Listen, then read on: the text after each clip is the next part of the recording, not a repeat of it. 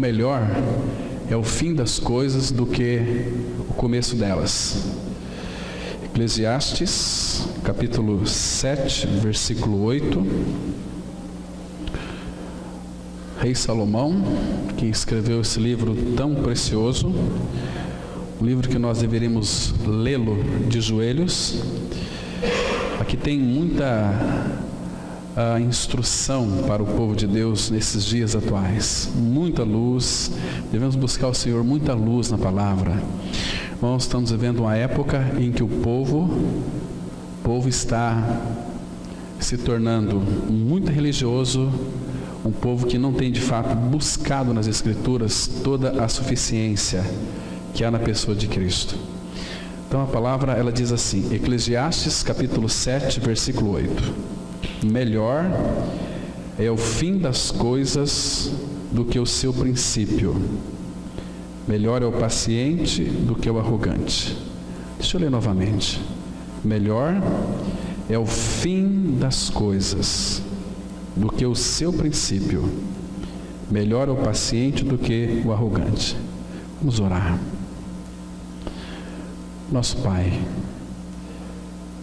te damos graças ao Senhor, porque nós podemos adentrar o trono da graça através do sangue do Senhor Jesus Cristo.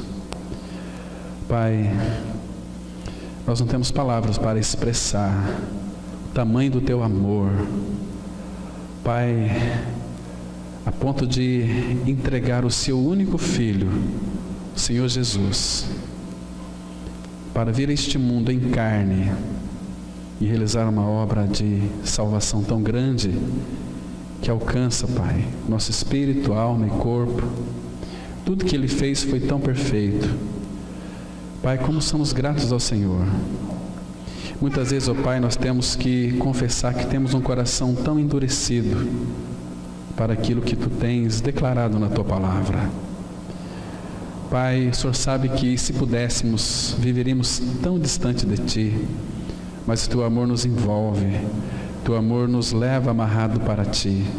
Um amor tão grande, tão incompreensível, tão imensurável. Este amor que o Senhor derramou em nós, na pessoa do Filho. Fomos eleitos em Cristo. Fomos, ó Pai, aceitos por Ti na pessoa de Cristo. O Teu Filho é aquele que é a nossa vida, Pai, e através do Filho, Pai, o Senhor tem conquistado e ganhado uma família de muitos filhos. Por isso, Pai, nós Te louvamos e agradecemos pela Tua família na face da terra, que é a Tua igreja, homens e mulheres que creram no Senhor. Pai, como é bom poder ter essa liberdade hoje, em poder ler a Tua palavra, em poder cantar cânticos e louvores a Ti. Sabemos, ó Pai, que em muitas partes do mundo não existe essa liberdade. Por isso, Pai, nessa noite queremos mais uma vez que Teu Espírito fale aos nossos corações. Abra os ouvidos para que a gente possa compreender as Tuas comunicações. Tu falas pela Tua palavra. Nos dá também entendimento e sabedoria para compreender a Tua palavra. Todos nós somos faltos de sabedoria. Nos dê sabedoria, Pai, para que possamos então ouvir a Tua voz. Em nome de Cristo nós oramos. Amém. Queridos, a palavra, ela sempre coloca um detalhe interessante que nós devemos sempre atentar para aquilo que é melhor. Nós sempre buscamos aquilo que é bom, aquilo que é melhor. Mas aqui, esse texto, a palavra fala que melhor é o fim das coisas do que o começo, do que o seu princípio. Claro que o nosso começo um dia aconteceu com o nosso Senhor, né? Quando então nós tivemos nossos olhos abertos para crer que nós fomos regenerados na pessoa do Filho, e nós sabemos que vai ter um fim na nossa existência aqui, e também fim de muitas das coisas. Um dia, tudo que nós estamos vendo, contemplando, vai se acabar, vai ter um fim. Este mundo no qual nós estamos hoje pisando com a sola dos nossos pés, os nossos lares, as nossas casas, dentro de pouco tempo elas não existirão mais. Tudo vai ser destruído, tudo vai ser acabado, porque, segundo diz Tiago, o Senhor, o juiz, Ele está às portas. Então, este é um fim, aqueles que amam o Senhor, é um fim que é tão almejado, é um fim que de fato eles anseiam para que chegue logo. Mas aqueles que de fato não estão ainda vivendo uma realidade espiritual com o Senhor Jesus Cristo, eles temem o fim de todas as coisas, o fim das eras. Então um dia tudo isso vai ser destruído, não por água mais, vai ser por fogo agora. Tudo que vemos está reservado para o juízo e vai ser destruído tudo com fogo. Aqui todo este mundo. Então Deus vai destruir, como Ele havia prometido. Mas então, como nós podemos dizer que o fim das coisas é melhor do que o começo delas? Então a gente vai analisar hoje aqui, dentro de uma perspectiva do Espírito. Pedimos que o socorro do Espírito para que Ele então traga muita luz na palavra de Deus, para que a gente possa ter um entendimento e também almejarmos e desejarmos o fim de todas as coisas. Irmãos, porque este mundo, nós não podemos ter esperança mais com este mundo. Este mundo já está condenado. Muitos eu sei que alimentam esperança com este mundo. Projetando tantas coisas e devem ser realmente responsáveis, fazer aí os seus estudos, se preparar para enfrentar a vida lá fora. Mas, irmãos, nós temos que priorizar o nosso Senhor Jesus. Em todas as coisas que nós fizermos, o nome dele tem que ser glorificado. Porque é desta maneira que o mundo então vai poder contemplar a igreja, vai contemplar o Filho, E aqueles que ainda não ganharam experiência, talvez pelas nossas atitudes, pelo nosso viver, pelo nosso falar, eles chegarão ao Senhor. Porque existem muitos ainda que serão alcançados, que o Pai já separou desde a fundação do mundo, para ser o seu Filho. Então, queridos, em que sentido aqui é melhor o fim de todas as coisas? Amados, eu quero falar nesse sentido de crescimento espiritual, porque o Pai, uma vez que Ele nos regenerou, nos chamou, eu e você, para crer em Cristo. Foi um chamado tão especial, aquele chamado que um dia nós tivemos nossos olhos abertos para contemplar aquela obra tão gloriosa de Cristo, que não foi somente uma obra que, lógico, Ele realizou sozinho aquela obra, mas a morte de Cristo foi uma morte compartilhada. Ele morreu numa cruz, nós sabemos disso, nós anunciamos isto, mas também temos que anunciar o outro lado, de que nós também morremos com Cristo, porque senão não há salvação. A Bíblia diz que Cristo morreu na cruz, foi crucificado, foi morto, mas também ela traz a informação de que o pecador também foi inserido no corpo de Cristo, que ele morreu com Cristo, não só morreu, mas ressuscitou com Cristo e está hoje, em realidade, assentado à destra da majestade do Pai. Nós estamos em Cristo. Onde Cristo está? À destra do Pai. Pela fé nós estamos nele. Eu disse hoje pela manhã que nós estamos em Cristo, mas Cristo está em nós. Literalmente existe à destra do Pai um homem, nosso Senhor Jesus. À destra do Pai, literalmente. Pela fé Ele habita em nós, no nosso coração. Nós estamos aqui literalmente carne, osso, sangue. Nós. Mas pela fé, pela obra consumada de Cristo, nós estamos assentados nos lugares celestiais em Cristo, porque a Bíblia diz isso, porque morrestes e a vossa vida está oculta, escondida com Cristo em Deus. Então, o fim das coisas para o Filho de Deus certamente vai ser melhor do que o começo, mas entre o começo e o fim existe um meio. Este meio é o meio que Deus usa para preparar-nos para aquele grande dia. Amós vai dizer o seguinte: prepara-te, ó Israel, para te encontrares com teu Deus. Então, entre o princípio e o fim é muito melhor, existe este meio. Este meio, para todos que foram regenerados, é um tempo de preparo. É um tempo onde o Espírito Santo, usando a cruz e a palavra, está moldando seus filhos para encontrar com o nosso Senhor. Então, essa questão aqui que eu vou levantar, essa pergunta, nós deveríamos então analisar no nosso coração e considerar diante do Senhor. Será que eu estou preparado para encontrar com meu Deus? Estou preparado para encontrar com o Pai? E mais uma vez aquela pergunta. A nossa vida aqui na face da terra, ela é iminente. Ou seja, qualquer instante, a tua vida e a minha vida pode ser ceifada. E se porventura Ele ceifar hoje, você está preparado para encontrar com teu Deus? Ou você tem dúvida?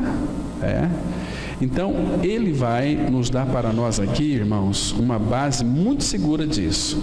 Agora, nesse meio tempo, que nós estamos vendo aqui na face da terra, até que Ele volte ou até que nós venhamos a descer para a sepultura, esse meio tempo é um tempo em que Ele vai nos preparar. E se você pode crer na palavra de Deus, Ele, quando nós cremos no Senhor, que somos filhos de Deus, escolhidos pelo Senhor, eleitos em Cristo, pode ter certeza de uma coisa: Ele, conforme diz Filipenses 1,6, aquele que em vós começou a boa obra, Ele há de completá-la, há de aperfeiçoá-la até aquele dia. Agora, como é que Ele vai nos aperfeiçoar? Diariamente, trabalhando constantemente em nossas vidas, todos os dias. O Pai, Ele trabalha em nós, irmãos, inclusive até quando nós estamos dormindo. Ele dá para seus filhos, enquanto dormem, toda aquele senso de que no outro dia, se eu acordar de manhã cedo, Ele estará comigo. Mas se eu não acordar no outro dia, eu vou estar com Ele.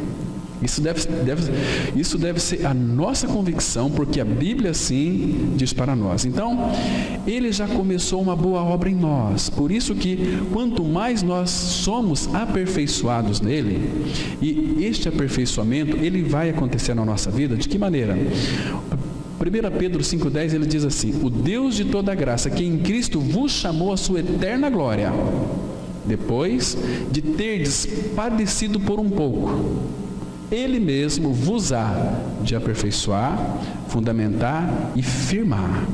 Então, nós sabemos que o aperfeiçoamento dele em nossas vidas, dissemos hoje pela manhã, ele vai usar muitas circunstâncias que nós não desejamos, que nós não queremos, mas ele vai usar.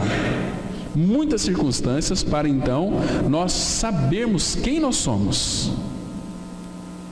Hoje até nós mencionamos que o Pai sabe e conhece o nosso coração. O problema é que nós não conhecemos. Então Ele vai, de alguma maneira, usar circunstâncias para que então o nosso coração seja exposto. Para quem?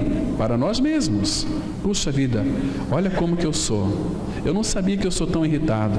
Não sabia que eu sou tão nervoso. Eu não sabia que eu sou tão critiquento, tão implicante, tão rabugento. Então Ele vai mostrar, usando as circunstâncias. Por isso que diante de uma dificuldade muito grande, que nós vamos enfrentar, ou estamos enfrentando, pode ter certeza de uma coisa, que Ele vai usar aquilo para revelar o que está em nosso coração. Mas, de alguma maneira, tudo isso é para um aproveitamento, irmãos. A disciplina do Senhor é para aproveitamento. Abra a sua Bíblia em Hebreus, capítulo 12. Aqui, como que Ele vai efetuar esse aproveitamento em nossas vidas. Hebreus 12, Olha que interessante. A palavra, ela diz assim, olha... vamos ver aqui, amados, a partir do verso 6, Hebreus 12, versículo 6 em diante. Olha o que a palavra fala: porque o Senhor corrige. Essa palavra aqui, corrige, no grego é disciplina.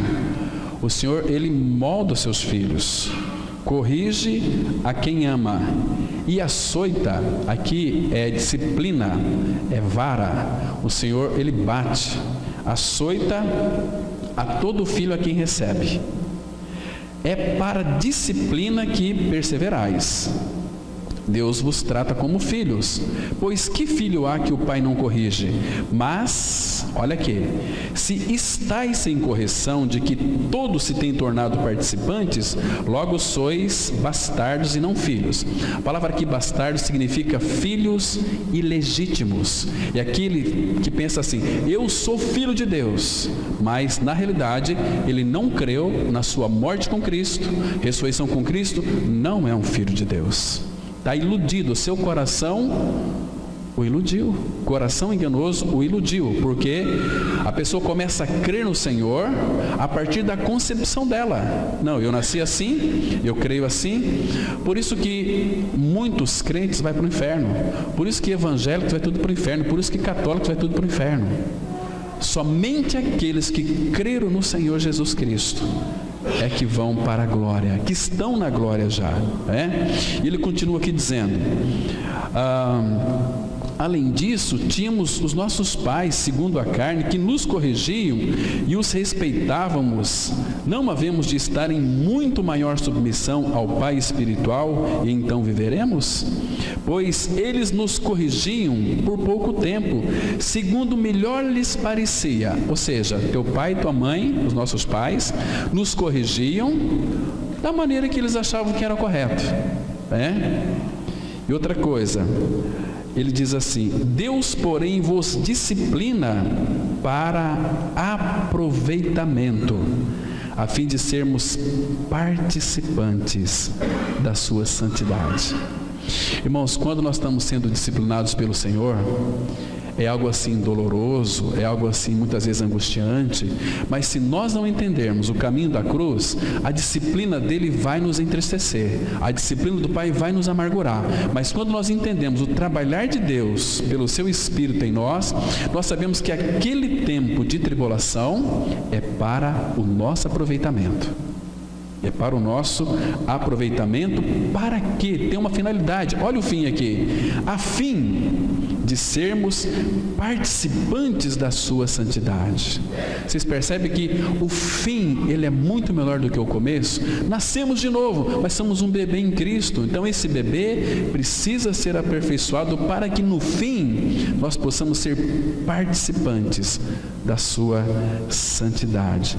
Mas a disciplina ela é muito dolorosa, claro que é. A Bíblia vai dizer aqui no versículo 11, toda disciplina com efeito, no momento não parece ser motivo de alegria. Claro, você está apanhando, mas de tristeza. Ao depois aqui é o final. Entretanto, produz fruto pacífico aos que têm sido por ela exercitados. Fruto de justiça. Está vendo? Que o final é um final proveitoso. É um final que ele está nos conduzindo para sermos então semelhantes com o Filho. Então, irmãos, por favor, nunca se esqueça disso. Se você é filho de Deus em Cristo Jesus, lembre-se, independentemente daquilo que você esteja passando, o final é que conta. Esse momento parece que as nossas orações não passam do teto, né? Estava essa semana conversando com a irmã, estou passando por uma tribulação terrível, mas ali conversando nós fizemos um estudo, né, que nós estamos falando aqui hoje, né? É muito interessante. Às vezes os irmãos em meio de tribulação nos edificam, né, porque estão passando pela tribulação, dando glória ao Senhor. Nós temos que aprender da glória a Deus em meio às tribulações, porque é na tribulação, irmãos, que se nós descobrirmos o segredo de vencermos todas elas, é dando glória a Deus. Lembra de Josafá? Aqueles 3 exércitos que vieram contra o reino de Judá para os destruir, os amonitas, os meunitas e os do Monte Seir, vieram a peleja contra Josafá. Josafá teve medo, pôs-se a buscar o Senhor, ele ficou temeroso. Ele conhecia o Senhor, mas ficou temeroso. Nós também, em meio às tribulações, vamos ficar temerosos. Mas você se lembra qual foi o que trouxe vitória para Josafá? Então, o que ele fez? Colocou o exército e colocou soldados atrás e o louvor na frente. A Bíblia vai dizer que quando eles começaram a cantar cânticos de louvores ao nosso Deus, quando eles começaram a cantar, a louvar, porque, irmãos, Deus, Ele abomina a murmuração. Sabe por quê? Porque Ele colocou em cada um de nós toda a suficiência de Cristo. Aliás, Ele colocou o próprio Cristo em nós, e este Cristo que habita em nós, está escrito assim em Colossenses 1,16, que o Pai aprove que nele, em Cristo, habitasse toda a plenitude da divindade. Agora vocês observam, irmãos, o que nós temos em nosso interior? Cristo, que tem toda a plenitude, todo o bem está nessa pessoa, em Cristo. Sendo Cristo a nossa vida, irmãos, quando o Pai encontra em nós murmuração, o Pai está dizendo o seguinte: olha, esse meu filho, essa minha filha não entendeu ainda, não conheceu o meu filho como deveria ser conhecido. Nós temos que entender, irmãos, que não é mais nós, é Cristo quem vive em nós. Nós não professamos, estou crucificado com Cristo, vivo não, mas Cristo vive em mim. Mas é nessas horas de tribulação, neste meio tempo de preparação, quando a igreja está se preparando, tribulação, aflição, angústia. Jesus foi muito claro: neste mundo tereis aflições. É neste momento que nós temos que ter essa consciência, que esta peleja não é nossa, mas é do Pai, porque nós morremos. Ele quer uma vida totalmente devotada a seus pés, para Ele. É o segredo da vitória. Vem a tribulação, parece que o mundo está desabando. Não. Paulo e Silas, quando ele expulsou aquele espírito, lá em Atos 16, daquela jovem adivinhadora, o que sobrou para Paulo e Silas? Levaram uma surra com 40 chibatadas, menos uma, 39 chibatadas. Pega uma pessoa aí, igual o Guilherme e o Toninho, são dois homens fortes. Coloca você ali num tronco, coloca um rei na mão desses meninos e fala: dá 40 chibatadas, Guilherme, mas com força, nas tuas costas. Como é que vai ficar as tuas costas? E depois vai para a masmorra, ficar preso, lá amarrado no tronco, as costas sangrando. E passaram ali a tarde inteira, porque foi de manhã, a tarde inteira e até meia-noite. Quando chegou meia-noite, Paulo e Silas oravam e cantavam louvores a Deus. Você acha que Deus resiste a isso? Na mesma hora, caiu aquelas cadeias. Não, Deus não resiste isso, irmãos. Deus não resiste quando um filho dele está passando por uma perseguição, passando por uma tribulação, passando por uma injustiça, e encontra em nossos lábios: graças te dou, meu Pai, porque tu és um Pai tão perfeito, um Pai tão maravilhoso, e eu te dou graças. Você pode ter certeza, a vitória virá sobre a sua vida, a vitória virá contra os seus inimigos, eles serão envergonhados, porque há uma pessoa todo-poderoso habitando no seu interior. Então, se Ele é todo-poderoso, por que Ele não pode encontrar em nós murmuração, né? Vocês se lembram de Jó? Abra lá em Jó, capítulo 1. Jó, capítulo 1. O trabalho que Deus operou na vida deste homem foi um trabalho tão maravilhoso, amados. Foi tão lindo, tão precioso. Jó, capítulo 1, Vamos ler aqui de 1 a 3. Olha que coisa mais interessante aqui. Então Jó teve que ser trabalhado pelo Senhor. O Espírito Santo aqui fez uma transformação graciosa na vida de Jó. Versículo 1 fala assim: havia um homem na terra de Uz, cujo nome era Jó, homem íntegro, reto, temente a Deus e que se desviava do mal. Nasceram-lhe 7 filhos e 3 filhas. Possuía 7.000 ovelhas, 3.000 camelos, 500 juntas de bois e 500 jumentas. era também muito numeroso o pessoal ao seu serviço, de maneira que este homem era o maior de todos os do Oriente. Jó viveu aqui num período patriarcal também, segundo alguns estudiosos. Mas, queridos, essa palavra aqui, quando fala que ele era o maior de todos os homens, significa também que ele era um adorador de si mesmo. Nós sabemos disso. Lá você vai encontrar no capítulo 27, no capítulo 31, que Deus começou a tratar com Jó, permitiu que então Satanás tocasse aqui em Jó, para poder quebrar Jó, para que Jó então pudesse reconhecer quem era o Senhor na vida dele. Então aqui foi o começo, quando Deus permitiu que Satanás começasse a trabalhar na vida de Jó, porque ele era o maior, e Deus nunca vai trabalhar com o maior. Deus queria que Jó reconhecesse que ele era um indigno. Ele era filho? Claro que era. Desde a fundação do mundo, ele já era filho. Mas Jó começou a ser trabalhado pelo Senhor. E Deus permitiu que o diabo tocasse muitas coisas dele, os seus filhos, nas suas propriedades, nas suas ovelhas, destruiu tudo, preservou a sua esposa.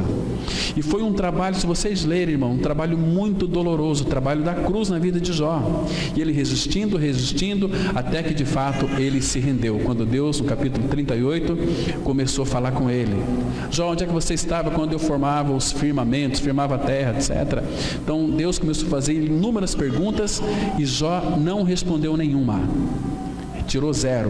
Mas chegou no capítulo 40, aí Deus parou de falar e Jó respondeu: olha, eu coloco a mão na minha boca, porque eu sou de fato um vil, eu sou um indigno.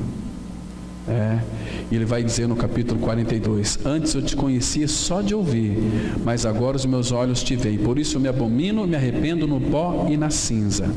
Irmãos, quando Jó conheceu o Senhor de uma forma integral, porque ele conhecia o Senhor superficialmente, apenas de ouvir falar. Abra aí em Jó 42, vamos ver um detalhe aqui muito importante, irmãos.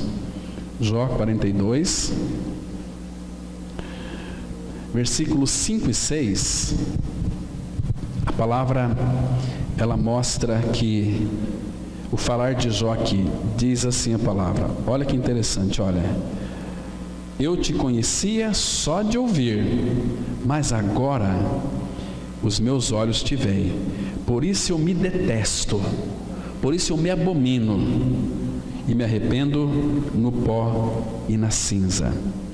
Agora, queridos irmãos, se nós vamos colocar uma situação hipotética, vamos supor que Jó estivesse no nosso meio e nós pudéssemos fazer uma pergunta para ele: Jó, fala para mim aqui sinceramente, você era o maior lá do Oriente, você tinha bastante jumentas, gados, bois, muitas pessoas ao teu serviço, você tinha filhos bonitos, saudáveis, mas eles morreram, você perdeu tudo, e o Senhor trabalhou na sua vida.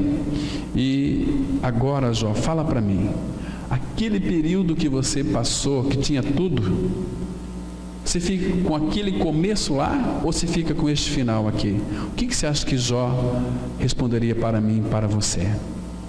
Certamente ele responderia que no final, o final sempre é melhor do que o primeiro. Olha aqui o versículo 12, 42, 12. Assim abençoou, presta atenção, assim abençoou o Senhor o último estado de Jó, mais do que o primeiro, porque veio a ter 14.000 ovelhas, 6.000 cabelos, 1.000 juntas de bois e 1.000 jumentas. Está vendo só aqui? Veja o versículo 16.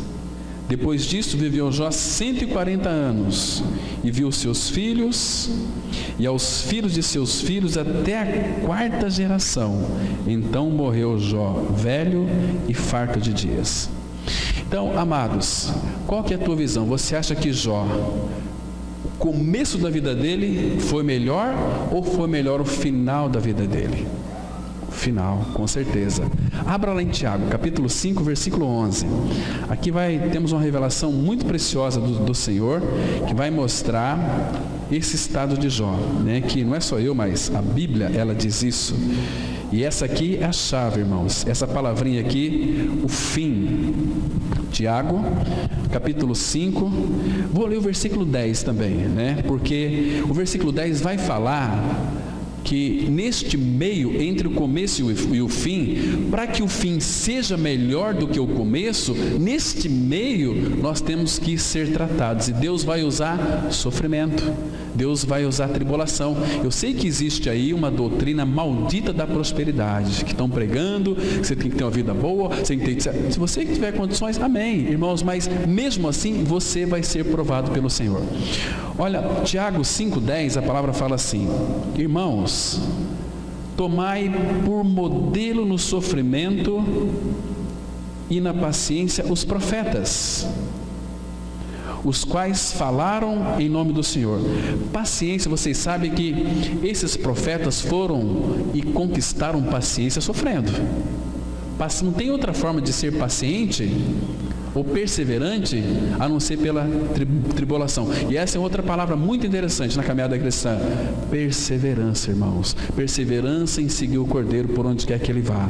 Perseverança na tribulação, perseverança, né? Agora, versículo 11 diz assim a palavra, olha só: eis que temos por felizes os que perseveraram firmes. Está vendo aqui? Tendes ouvido da paciência de Jó? Tendes ouvido da paciência de Jó? A palavra aqui, paciência, é perseverança. Tendes ouvido da perseverança de Jó? E viste que fim o Senhor lhe deu? Está vendo aqui? Porque o Senhor é cheio de eterna misericórdia e compassivo. Estão entendendo, irmãos, que o fim das coisas é melhor do que o primeiro? Então, nesse tempo é um tempo de aperfeiçoamento, para que, quando nós chegarmos ao fim, nós podemos então verificar que, olha, este fim é muito melhor do que o meu começo. Quando a gente crê no Senhor é uma alegria muito grande, né? Eu criei que eu morri com Cristo, ressuscitei com Cristo, aleluia, glória a Deus, agora eu conheço a verdade. Não, esse é o começo, isso não é o melhor de Deus para a sua vida. Depois você vai ser matriculado, né, na escola do Senhor, na escola de Cristo, na escola da tribulação, para ser aperfeiçoado. Então, observe aqui o contexto, irmãos, que é para a gente tomar por modelo o sofrimento e paciência dos profetas. Tome por modelo os profetas, como eles sofreram. Como hoje um irmão, uma irmã que vive e prega a palavra de Deus na sua realidade, vive isto, sofre, porque é cogitado, é taxado de quadrado. Só eles que sabem a verdade. Nós sabemos fazer as coisas funcionarem.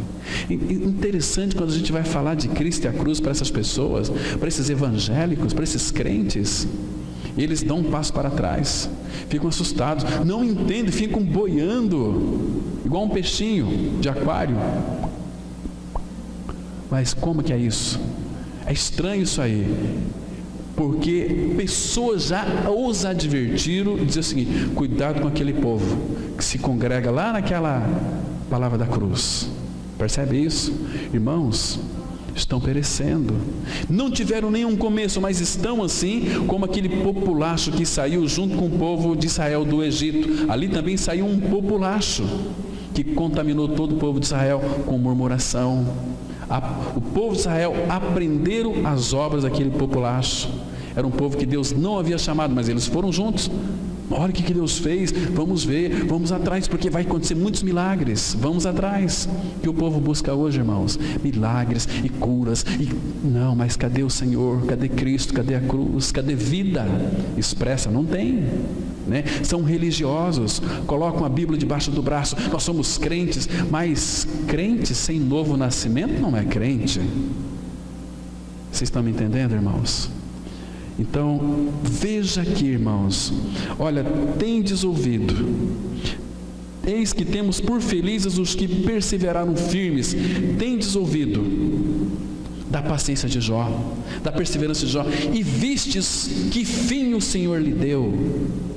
porque o Senhor é cheio de eterna misericórdia. Aqui um detalhe importante: todo aquele sofrimento que Deus permitiu que Satanás fizesse com Jó, infligisse em Jó, é porque Deus, Ele é eterno de misericórdia. Isso é uma loucura, isso não cabe na nossa cabeça, porque Ele nos ama tanto, irmãos, e a única maneira de ter chamado a atenção de Jó foi infligir sofrimento para ele, porque ele era o maior do Oriente, entende? Sendo o maior, ele se bastava, mas Deus precisou de quebrar a vida daquele homem, para que ele tivesse um fim, então, um fim que o Senhor lhe deu. Tudo em dobro, viveu Jó, morreu Jó farto e velho de dias. Vocês percebem que o fim das coisas, irmãos, é sempre melhor do que o começo delas. Então, amados, vale a pena nós atentarmos para aquele texto de Provérbios 3:6, que diz assim: reconhece o Senhor em todos os teus caminhos, e Ele endireitará as tuas veredas. Se Ele vai endireitar, porque significa que as nossas veredas, muitas vezes elas são tortuosas. Nós pensamos que estamos certos, nós temos as nossas opiniões, a nossa maneira de ver as coisas, mas sem, de fato, uma luz do Senhor no nosso coração, nós vemos tudo errado. Nós vemos como que homens andando como árvores, porque homem é pau, é madeira.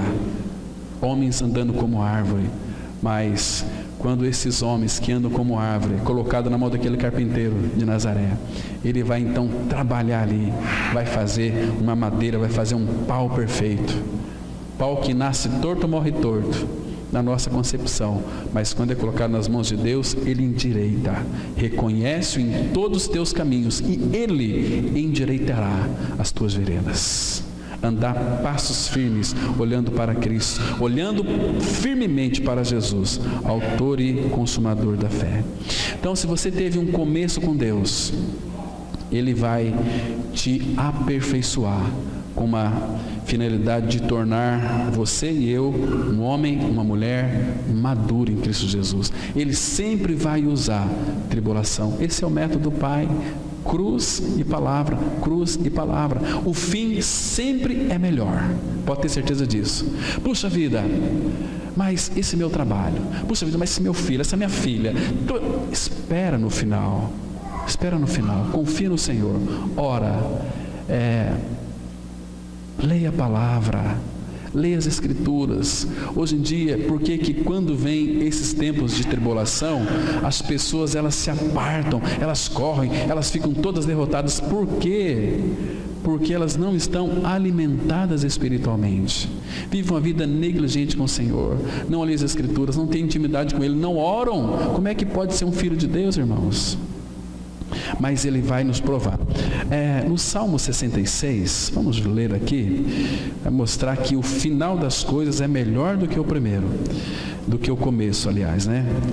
Salmo 66, a partir do versículo 8. Olha a introdução, como é que ele começa dizendo aqui. Primeiro nunca perca isso de vista, irmão. Nunca perca isso de vista. Salmo 66, veja aqui, versículo 7 em diante, olha só. Salmo 66, verso 7. Ele, Deus, em seu poder. Agora você para e pensa, analisa quanto poder Ele tem todo poder. Ele em seu poder governa. Não é que Ele vai governar, quem governa o Brasil é o Temer. Não, quem governa o Brasil é o Senhor Jesus. Por isso que o coração do nosso presidente, dos governadores, prefeitos, vereadores, estão na mão do Senhor. Provérbio 16:1. Então, segundo o querer de Deus, Ele inclina. Por isso que a responsabilidade de orar pelos governantes é da igreja. Se nós ligarmos aqui, vai ser ligado lá no céu. Nós temos orado pelos nossos governantes, irmãos. Então, quem governa é o Senhor. Ele governa eternamente. Agora, veja aqui. Os seus olhos vigiam as nações. Não se exaltem os rebeldes. Porque se Deus deixar de governar os ímpios, meus irmãos, acho que nenhum cristão existiria na face da terra. Todos seriam mortos. Veja aqui o versículo 8. Aqui o segredo. Ele vai falar isso. Aqui começa um outro parágrafo. Pode ver que a letra B aí está em negrito em algumas bíblias, né? Bendizei, ó povos, o nosso Deus. Fazei ouvir a voz do seu louvor. Porque ele vai tratar agora aqui. Primeiro ele está colocando qual é a maneira de sermos vitoriosos. Fazei ouvir a voz do seu louvor, o que preserva com vida a nossa alma e não permite que nos resvalem os pés. Pode ser que quase resvala, mas ele, por que não vai resvalar? É porque eu sou tal. Não, porque ele não permite. E aí ele vai entrar o seguinte. Olha aqui, então temos louvor, ele que governa, e ele não permite que nossos pés vai resvalar. Então aqui ele começa dizendo o seguinte. Nasceu de novo, nasceu de novo. Então, segura aí. Versículo 10. Pois tu, ó Deus, nos provaste. Acrisolaste-nos como se acrisola a prata. É ele fazendo isso aqui. Para quê? Para nos aperfeiçoar. E o que mais? Versículo 11. Tu nos deixaste cair na armadilha. Gente, como é que Deus, um Pai tão amoroso, nos deixa cair na armadilha? Sabe por quê? Porque Ele te ama. Porque é lá na tribulação que Ele quer nos aperfeiçoar. Tu nos deixaste cair na armadilha, oprimiste as nossas costas. Ele que vai oprimir as nossas costas. E o que mais? Fizeste que os homens cavalgassem sobre a nossa cabeça. Deus faz com que os homens cavalguem sobre a nossa cabeça. Deixa eu dizer aqui em outras palavras, naquele salmo lindo, Salmo 105, a palavra vai dizer o seguinte, que Deus fez com que as nações odiassem o seu povo, porque Deus queria tratar com o seu povo. Entende? Deus faz isso. Então aqui, essa aqui é a ideia. Fizeste que os homens cavalgassem sobre a nossa cabeça. Passamos pelo fogo e pela água. Pedro vai dizer, irmãos, não estranheis, 1 Pedro 4,12, não estranheis o fogo ardente que surge no meio de vós, destinado a provar-vos, como se alguma coisa extraordinária vos estivesse acontecendo. Pelo contrário, alegrai-vos na medida em que sois participantes dos sofrimentos de Cristo. Está nos aperfeiçoando. Então aqui, passamos pelo fogo e pela água, porém, afinal, nos trouxeste para um lugar espaçoso. Então o fim é melhor do que o começo. A pessoa, eu queria voltar no meu primeiro amor, quando eu criei na morte e ressurreição com Cristo. As pessoas confundem muito isso aí. Parece que eu amava aquele tempo quando eu criei no Senhor, que Cristo é minha vida, e hoje eu estou tão distante do meu primeiro amor. Não é essa a ideia aqui do primeiro amor. Ele é o primeiro amor nosso. O problema hoje é que se nós não formos aperfeiçoados, tivermos uma mente renovada, o que vai acontecer, irmãos? Nós tivermos uma mente renovada, se nós de fato não formos provados, Cristo não será ou não terá a preeminência em nossa vida. Outras coisas vão ocupar o lugar e não Cristo. Estão me compreendendo aqui? Mas lá no final, Ele vai nos levar para um lugar espaçoso. Que maravilha é isso, irmãos? Então, eu sei que muitas pessoas não querem o fim das coisas. Se contenta, com o começo da vida cristã, mas nesse tempo aqui vai levando com a barriga. Começa, vem a tribulação, murmura, reclama, e Deus coloca no começo de novo. Deus não tem pressa para nos corrigir. Deus não tem pressa para tratar conosco, Ele é tão paciente. Mas enquanto nós não aprendermos a lição, a gente vai ficar naquela... vai até aqui e volta. Mas quando a gente passar pela prova e aprender a lição, amadurecermos, Ele vai dar mais um passo na nossa vida, E de fato, sabe por que muitos não querem o final das coisas? Por que não querem? Simples, porque entre o começo e o fim tem este meio. E nesse meio, queridos, lembra do apóstolo Paulo? Abra sua Bíblia em 2 Timóteo capítulo 3. 2 Timóteo capítulo 3, verso 10. Porque, amados, O fim para nós é o começo de Deus, apenas isso. Observe aqui, Paulo aqui dando a instrução para o seu pupilo Timóteo. Ele diz assim, 2 Timóteo 3,10: Tu, porém, tens seguido de perto o meu ensino, procedimento, propósito, fé, longanimidade, amor, palavrinha bonita aqui, olha, perseverança, as minhas perseguições, os meus sofrimentos, quais me aconteceram em Antioquia, Icônio e Listra, que várias perseguições tenho suportado. De todas, entretanto, me livrou o Senhor. Agora veja aqui o versículo 12. Ora, todos quantos querem viver piedosamente em Cristo Jesus serão perseguidos. Então, a perseguição não deve impressionar um filho de Deus. As pessoas nos acusando, falando mal de nós, isso não deve nos impressionar, porque o Espírito está mostrando aqui, através da pena de Paulo, que nós vamos ser perseguidos. Nós não podemos nem ficar chateados com isso, irmão, porque vai acontecer. Agora, aqui que essas perseguições são necessárias, porque vai revelar no nosso coração o nível de nossa espiritualidade. O apóstolo Paulo, eu creio que ele era um homem maduro. Aqui, olha aí no capítulo 4, sabe por que o fim das coisas é melhor do que o começo delas? Olha, irmãos, que precioso é isso.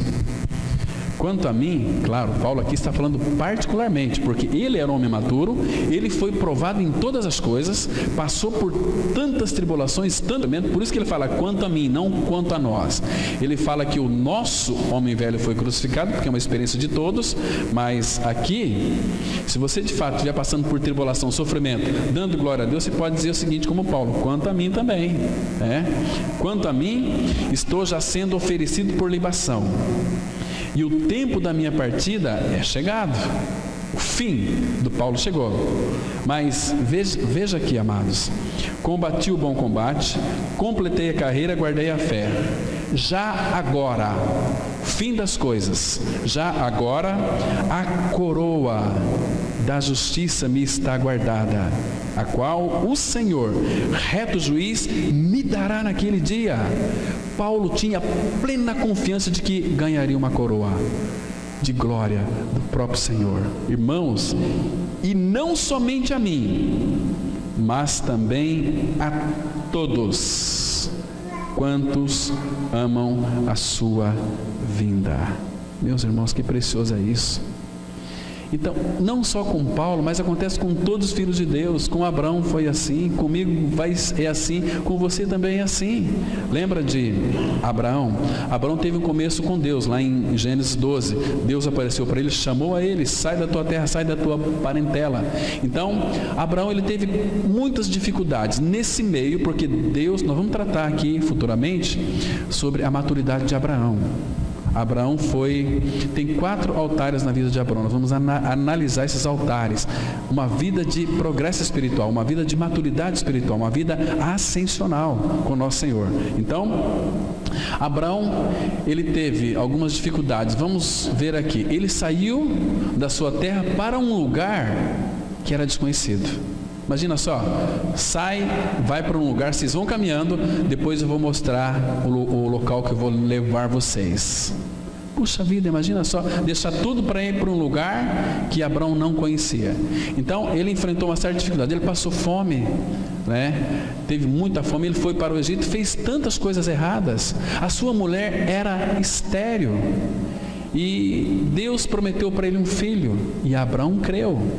Agora, imagina só, Sara com 90 anos e Abraão com 99 anos de idade, aparecem os 2 anjos lá e diz o seguinte: olha, Abraão, você vai ser pai, e o filho que vai nascer de ti é uma grande nação, sai para fora, vê se consegue contar as estrelas do céu, assim vai ser a sua descendência, tudo que vai ser gerado de ti, E depois cometeu um outro erro lá com Agar, quando Sara propôs a Agar, porque ela era estéril, e Deus disse: não, Abraão, não é Ismael, vai ser de você e de Sara, porque eu disse. E Deus, quando Ele fala, Ele cumpre. E a Sara com 90 anos, Abraão com 90 anos de idade. Imagina a sua cena. Como que Abraão foi fortalecido, irmãos? Abra lá em Romanos capítulo 4. Romanos capítulo 4. E teve um fim tão precioso. Capítulo 4 de Romanos 18. Vou ler a partir do versículo 18. Olha só aqui. Então Paulo aqui vai interpretar para nós muitos assuntos que houve lá no chamado de Abraão, né?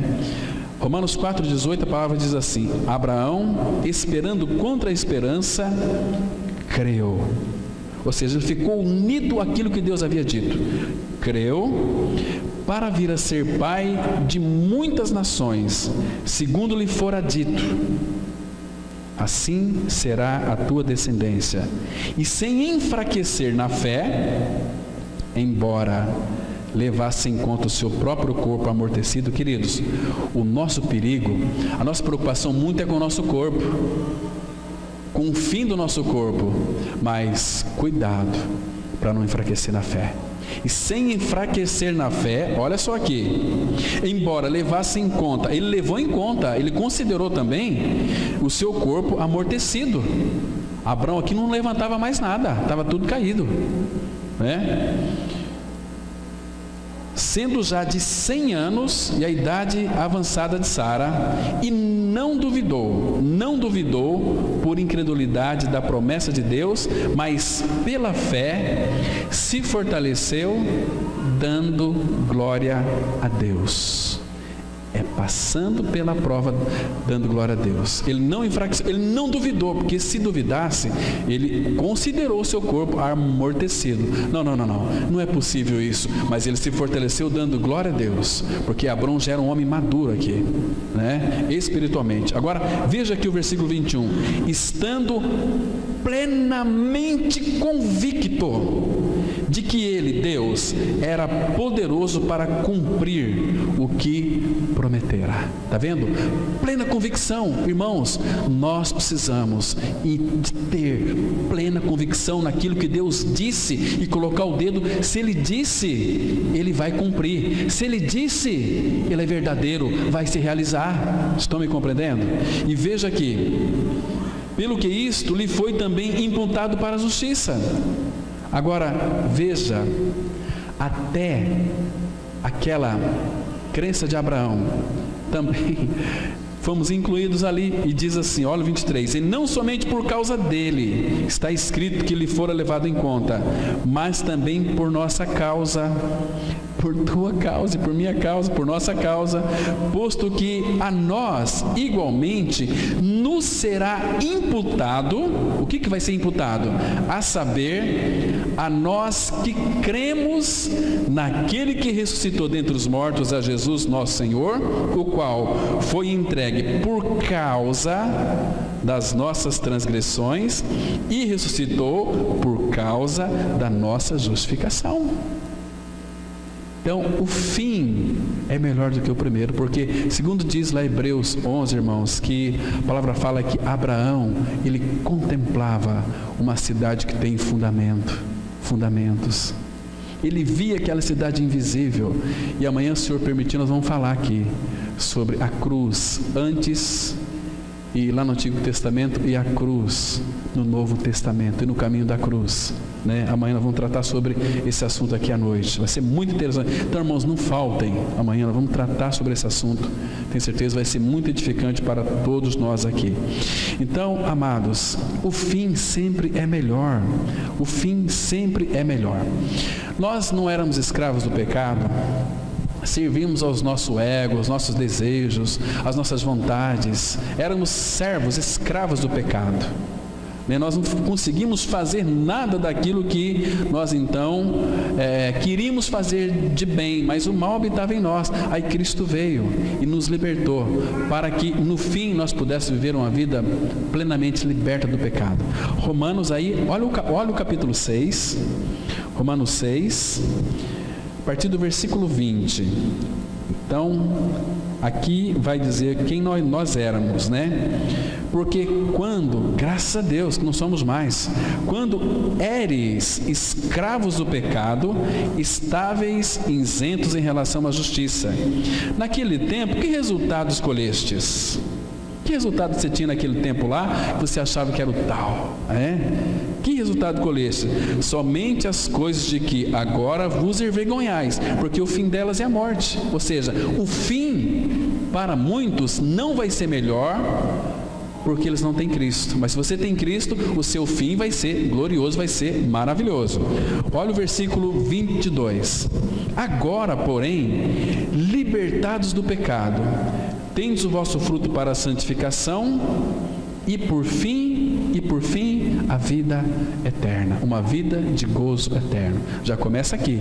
Mas o nosso fim que se espera é muito melhor do que hoje, porque cada dia o Pai permite que nós sejamos aperfeiçoados por Ele, para reinarmos com Cristo. Você já parou para pensar? No fim dos seus dias aqui na face da terra, você acha que o teu fim aqui, você acha que é melhor ou não? Quem aqui quer morrer, levanta a mão. Fisicamente. Morrer fisicamente. Muito bem. Então, por que você acha que o teu fim vai ser melhor do que o começo? Se você é filho de Deus. Porque se você não é filho de Deus, o fim, meu amigo, você vai ter, logo após a sua morte, um vislumbre, se você não é filho de Deus, de terror eterno, para sempre. Mas se você é filho, logo após a sua morte, se Jesus não voltar, se você morrer, você vai ser levado pelos anjos até o lugar de descanso, ao seio de Abraão, paraíso, onde está o ladrão, onde está ali todos os patriarcas, todos estão ali no paraíso, para depois nós irmos para o céu, quando Ele voltar para buscar a sua igreja. Então, se você é filho, creu que morreu, ressuscitou com Cristo, Cristo é a sua vida, você não morre mais, não pode morrer mais, porque é filho de Deus. Agora, por que você acha que o fim da sua vida é melhor do que o começo? Sabe por quê? Porque a palavra nos garante isso. Ela diz assim, abra lá no Salmo 116, versículo 15. Olha que lindo isso aqui, irmãos. 116, versículo 15. Olha que preciosidade, que lindo versículo nós encontramos aqui. Versículo 15, a palavra de Deus, ela diz assim, olha só aqui. Olha que precioso. 15. Preciosa é aos olhos do Senhor a morte dos seus santos. Preciosa. Ele vai dizer, Senhor, verdadeiramente ou deveras sou teu servo, filho da tua serva, quebraste as minhas cadeias. Por isso que, amados, preciosa, olha como o Senhor vê quando morre um santo, um filho dele, uma filha dele. Quem que é santo? Todo renascido. Mas nasci de novo, mas eu ainda tomo a minha cerveja. Queridos, isso que nós julgamos, mas o Senhor não vê com esses olhos. Às vezes esse vício o Senhor vai libertar sim. Se você ler, por exemplo, a igreja de Corinto, tinha ali uma igreja carnal, uma igreja totalmente, tinha tantas abominações no meio daquela igreja, mas aí pelo Espírito Paulo diz o seguinte, aos santos, chamados para ser de santos. Primeiro aos santos, porque Deus ia fazer uma obra que Deus começou, e aos santificados em Cristo Jesus. Às vezes o irmão nasce de novo, Conheci o irmão que ele, depois que nasceu de novo, ficou 2 anos tomando cerveja. E as pessoas, Cláudio, mas aquele cara, é isso, aquilo, e criticava. Eu falei, deixa Deus fazer. Se ele é um filho, ele vai ser alcançado. Deus vai tirar esse vício dele. Passou 2 anos, um dia chegou a esposa chorando e ele, numa alegria, fui liberto desse vício da cerveja. E aquele que criticava ele, depois saiu da comunidade, entrou no mundo das drogas, prostituição, separou da esposa. Cuidado com crítica. Todo crítico é estéril, diz a palavra de Deus. Todo crítico, ele não produz nada. Devemos tomar muito cuidado com a palavra.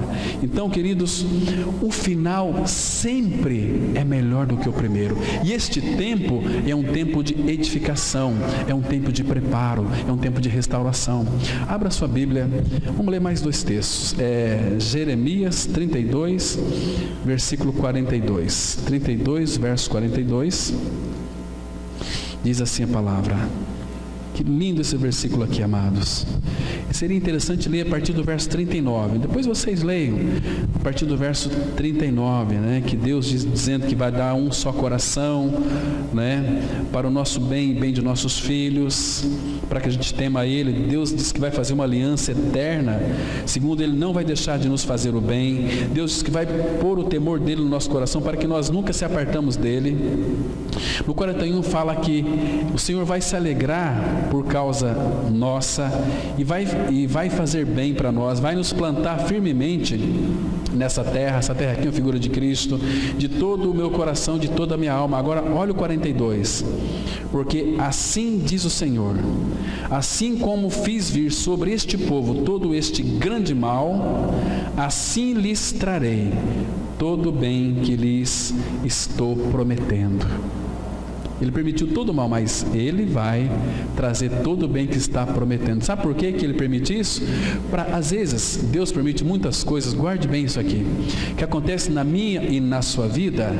Às vezes, é para provar o outro, não a você. Mas eu estou numa situação difícil. Às vezes, isso que você está passando é para provar, para que o outro seja provado, para saber se aquele que se diz irmão é irmão.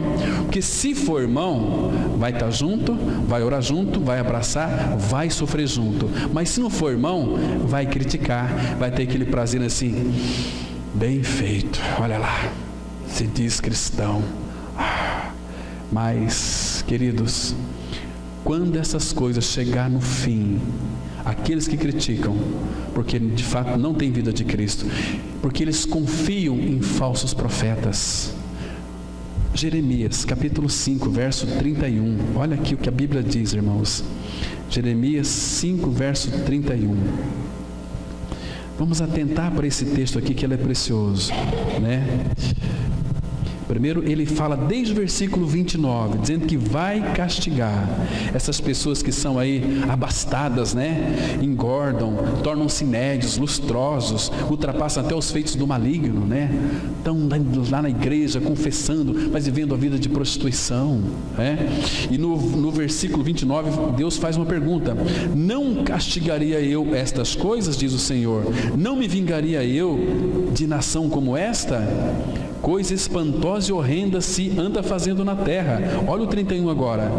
Os profetas profetizam falsamente, e os sacerdotes dominam de mão dadas com eles. É o que deseja o meu povo. Porém, que fareis quando estas coisas chegarem ao seu fim? Para estes, o fim deles vai ser terrível. Mas, queridos, se você de fato é um filho de Deus em Cristo Jesus, o teu final, ele é maravilhoso.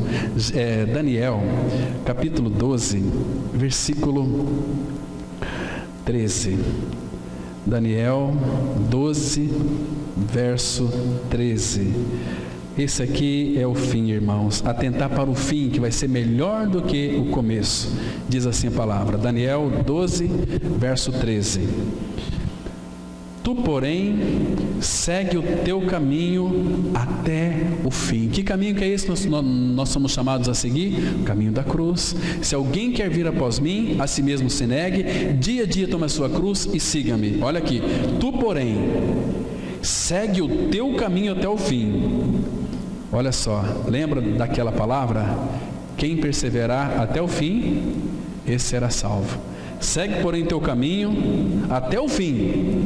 Não desanimes, seja um perseverante, porque nesse meio tempo nós vamos encontrar muitas tribulações.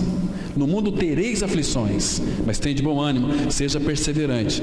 Tu, porém, segue o teu caminho até o fim, pois descansarás, e ao fim dos dias te levantarás para receber a tua herança. E que herança que é essa, irmãos? Que herança que é essa? Claro que o Pai tem uma herança em nós que é o Filho. Mas você se lembra lá em 1 Pedro 5,4? Logo que o Supremo Pastor se manifestar, então vós recebereis a imarcessível coroa da vida. Que linda isso, coroa da vida, coroa da vida. Que coroa da vida que é essa? Aquele que foi coroado nos coroará. Ele mesmo é a nossa coroa, a nossa alegria eterna. Por isso que o fim das coisas é melhor do que o começo delas. Quando você passar por dificuldade nesse tempo presente, lembre-se que vai ter um fim. E o fim das coisas é melhor do que o começo delas. Amém. Vamos orar. Pai, obrigado porque a Tua palavra ela é tão esclarecedora. Venha revelar, ó Pai, em nós o Teu Filho, Pai. Tudo que nós precisamos é Ele, está nele.